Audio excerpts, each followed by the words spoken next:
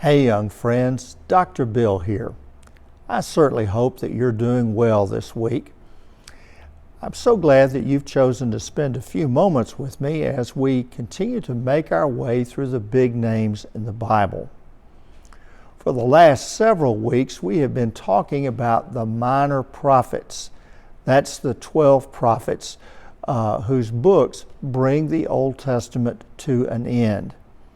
They're important figures, but they don't get as much press or publicity as some of the bigger named prophets in the Old Testament, such as Isaiah, Jeremiah, and Ezekiel. Nevertheless, as we've seen, their messages are very timely and very important. Today, we're going to take a look at Zechariah. Zechariah was a priest and a prophet. His name means the Lord has remembered.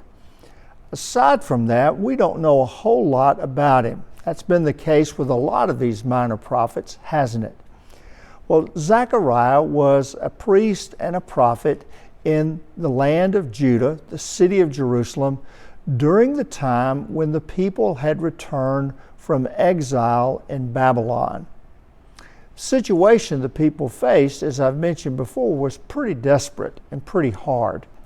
They returned from Babylon with high hopes that things would be larger and grander and more wonderful for them than when they had been taken away and held captive in Babylon.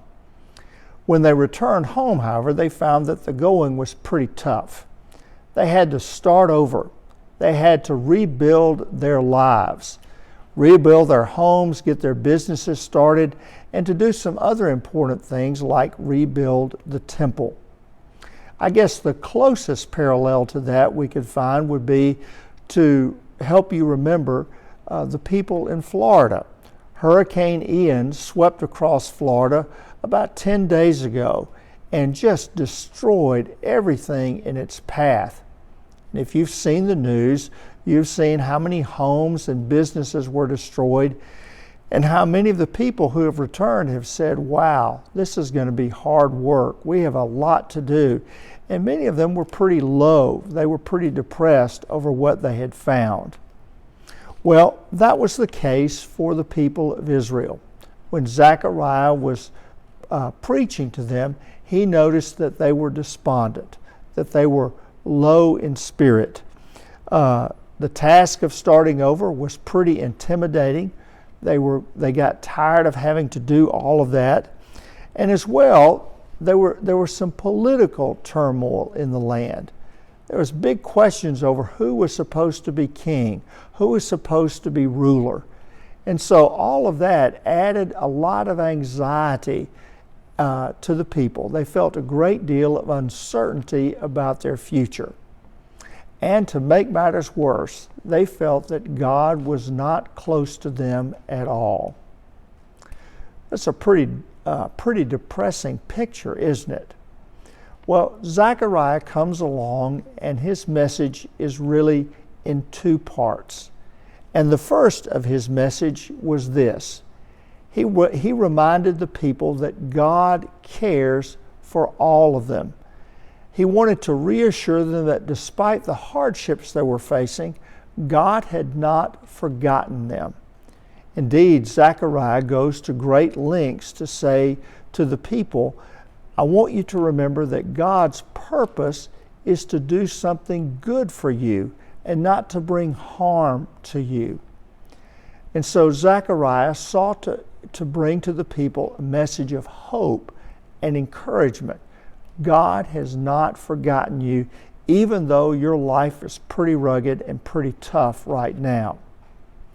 As well, Zechariah drew a big picture for the people, one that was supposed to also increase their hope. He said, the day is going to come that God is going to make his home in Jerusalem, and not only will God be with you, but God will draw people from all over the planet, and God will bring them to Jerusalem, and everyone will worship God there. And so what he was trying to say by that message is let me tell you, you are not small and insignificant.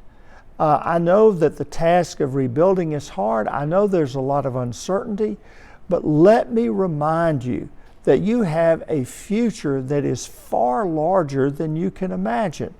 Let me remind you that you play an important part, not just in what's going on here in Jerusalem, but in terms of God's purpose for the whole world. That's a pretty encouraging message, isn't it? Well, that's pretty much it for Zechariah. Next week, we will do our final lesson on the minor prophets. We'll be talking about Malachi. And after that, we'll begin to jump in and explore the big names in the Bible in the New Testament. Well, as always, if you have any questions, you know how to reach me. Be happy to talk to you anytime. I hope everything is going well for you, and I certainly hope that the rest of this week is everything you want it to be. Take care and God bless. Bye-bye.